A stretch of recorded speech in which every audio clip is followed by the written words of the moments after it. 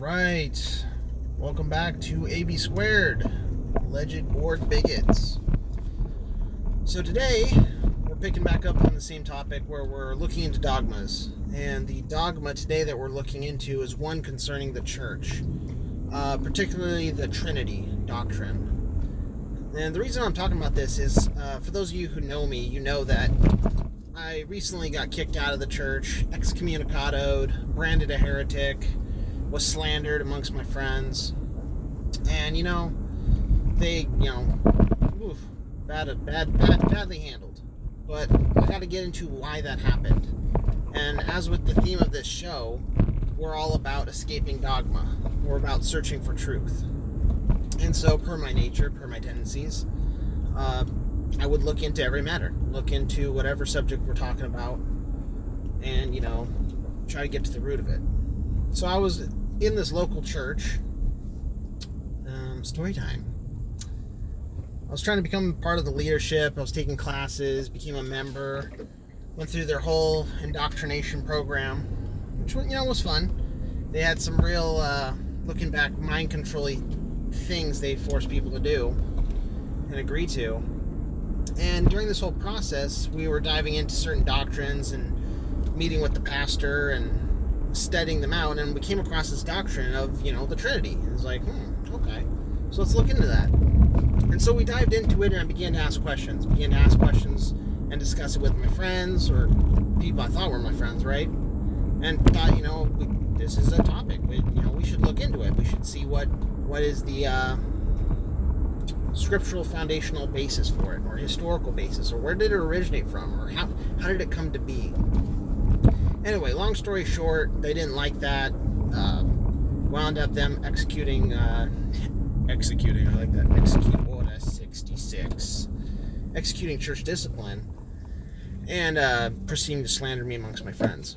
But the real question is, why did that happen? Why did that whole process break down in the way it did?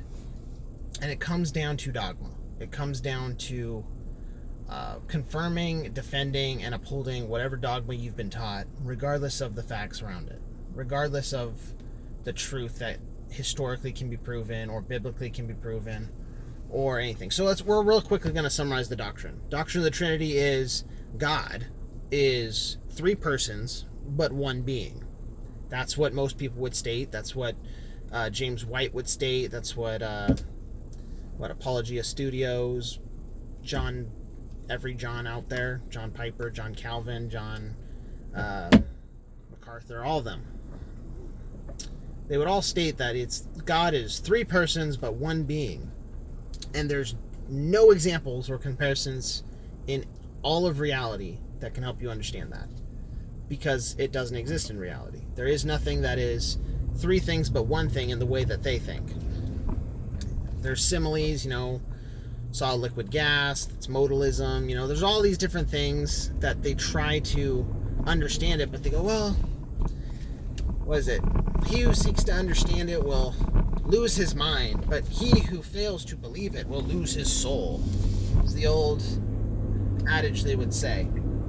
So it's an ununderstandable doctrine, which basically means it's nonsense. It's something that is nonsense. There is no sense in it. You can't make sense of it. But it's required in their doctrinal statements to believe that in order to be part of their community, part of their brotherhood, part of their saved group. So why is this a problem? Whenever you set a standard of nonsense that everyone must adhere to in order to be accepted, otherwise they are ostracized, you're causing everyone to, like we talked about last video, engage in cognitive dissonance, which kind of, it's a separation from reality. It's basically where you don't properly connect with reality. You ignore certain facts about reality in order to accept the dogma or the belief. This is what they did. This is what the doctrine is. This is what I came to discover, and I was raised in it, right? So orthodoxy is what I was raised in. So in the end, they came after me, right? They went after and had some meetings. Things were said. They, promises that I'd be treated equally, that there'd be no problems. Then they went back on that and went through this whole long out process, spread rumors about me trying to come after the church and all stuff like that, and it was pure nonsense. And so I let it lie low for a couple months. I was like, this is ridiculous. Then they would come after my friends. People who may or may not have been part of the show. They came after them. Hang on, we're getting on the highway here real quick.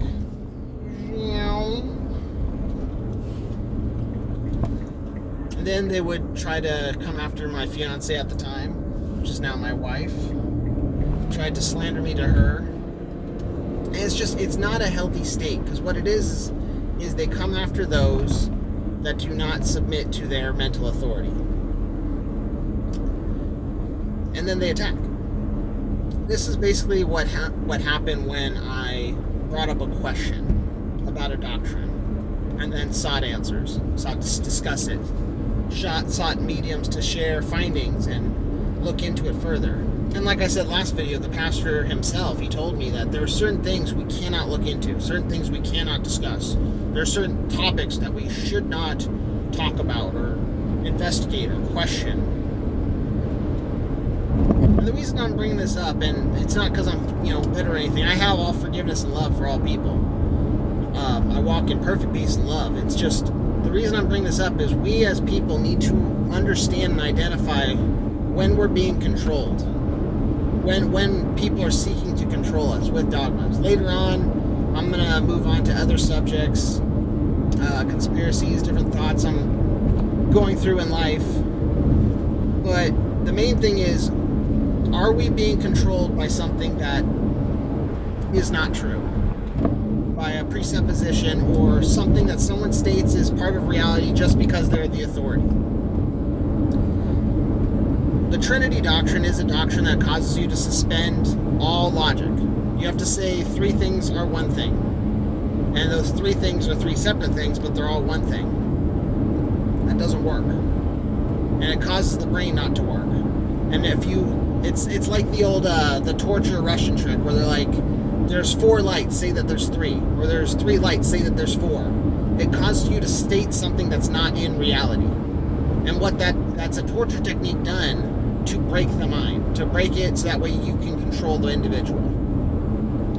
Whenever that happens, whether it's in religion or in politics, which we'll get into another day, or whether it's in science, which is now basically a new social religion, we have to be able to identify it, otherwise we can't be autonomous thinking people.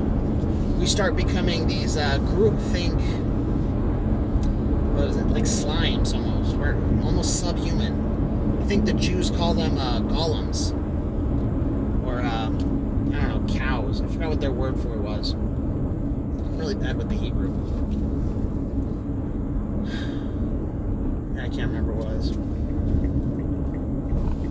Switching lanes. Coming to a stop.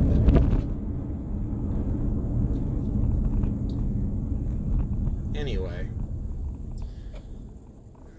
The root of today's was kind of just to expose kind of what happened. And it wasn't, there was no threats going on in the church. There was no misstepping. It was only wrong think. That's what it was. It was punishment for wrong think. Instead of going along with groupthink, which is orthodoxy. Orthodoxy is what is the accepted, correct way of thought. It is what the majority agree upon.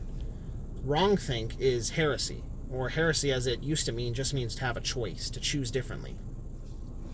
And so if you are a heretic, that's a bad thing. But it's like, no, you're one who chooses what you think. Versus part of the orthodoxy is part of the group. And you see this in all aspects of life. But today we're just discussing kind of the church. Because the church I was a part of, it's what they do. I have friends that are going through membership right now in that church. And they want them to become baptized, or they want them to undergo a pledge to submit to the authority of XYZ, the elders, the pastors, the deacons. What it does, it causes you to break from your own autonomous thinking and subject your will to another. I had someone I was friends with, I tried asking him straight up questions, and you go, I have to ask the elder. Oh, the elder said I did nothing wrong. The elder said I'm innocent of, and it's like, you can't think for yourself. You can't self-assess anymore. Woo-wee. And this is the problem with it. I know you probably expect me to talk on the Trinity and be like, well, quote the Shema and, quote all these old texts and dive into the textual criticisms and what about this verse and that verse and what about someone worshiped Jesus at one point. It's like, no.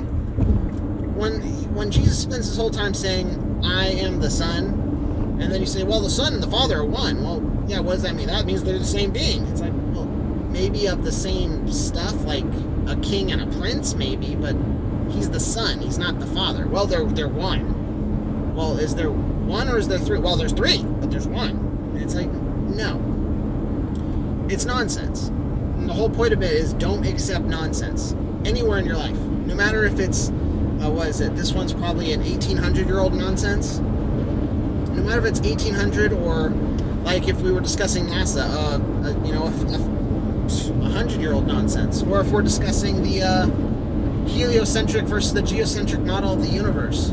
That's only a 400-year-old nonsense. It's like, no matter how old the nonsense is, that doesn't give credence to it. It is still nonsense. And I would know. I was raised in all these dogmas. That's why what we do is we try to escape dogma. We try to seek objective, observable reality that doesn't change over time. And what's objective and observable is there's no Trinity in anywhere in reality. At all. There's things that are triune, like triunity, meaning they are three things that are united in common purpose or goal. That's in reality. We can see things like that. Water, liquid, gas, we can see that in time, space, and matter. We can see that in all kinds of elements of physics, history, rhythms, musics. But you never see a Trinity where there's three separate, completely different things that are all one the same thing. Or same thing, but different person. It's nonsense. Anyway, this has just been my thoughts on today. I'm going to keep talking about other thoughts tomorrow. And we just got to not accept dogma. No matter who's telling you. And here's the thing. Here's the point. Pastors, they'll go out and they'll be really nice about it. They'll say, don't take my word for it. Look it up in the Bible. Oh, I'm not your judge. Only God can judge you. I'm here just to lead you in perfect love. And then if you turn around and you point out in the Bible that it says, hey, the earth's maybe not, a ball.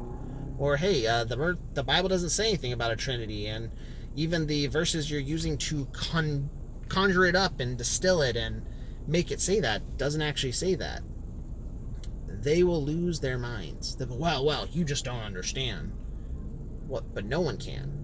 Well, yeah, but you have to accept it by faith. And then they become hyper-Calvinist on you and be like, well, faith has to be given to you, but it's your fault. These are just the problems within the church. And it's me, I'm stating these because other people out there, they can relate. Other people out there, they go through this. The church is a place where we're supposed to get back to God.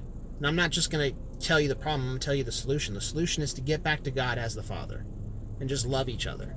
It's very, very simple. It's not rocket science. The truck almost flipped over. When you return to the Father, forgive your mother, forgive your earthly father, forgive everyone. God can forgive you. And theologically, you guys can dissect that any which way you want. If you don't forgive, you won't be forgiven. So everyone out there that's ever wronged me, I forgive you. If I've wronged anyone else, I hope they can forgive me. If we can't move forward as people like that and continue to seek truth, we're just going to be bogged down by the bitterness of our own life. Like these churches do. These churches, they tell you you're saved if you believe a certain right thing. Or say it out loud. Or, well, I believe it in my heart somewhere deep, deep down. It's like, but if you at all change your mind, well, you were never saved. Or if at all you come to a new realization of what you think something means, well, you're done. And it's a system of judgmental hypocrisy, basically, where you can point out things that are blatantly false and they'll still believe them. Anyway, this has been today's rant. We're going a bit long, so I'm going to cut it off here. This is AB squared. Everyone needs love, even though they don't deserve it. And seek truth. Don't accept dogmas, no matter who tells you to believe them. And don't be controlled by other people. Be an independent thinker, or else you're just going to be ruled over by masters, and A lot of them are there to lead you astray. The truth is much simpler than churchianity wants to lead us onto, or Islam, or any of the belief systems. The truth is we simply need to love and forgive each other and figure out what is objectively observable and what doesn't change over time.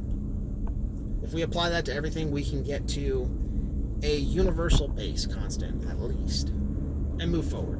Anyway, we're just going to keep exploring these topics. Get out of here. I'll see you tomorrow, because I got more work and ungodly amount of commuting to do.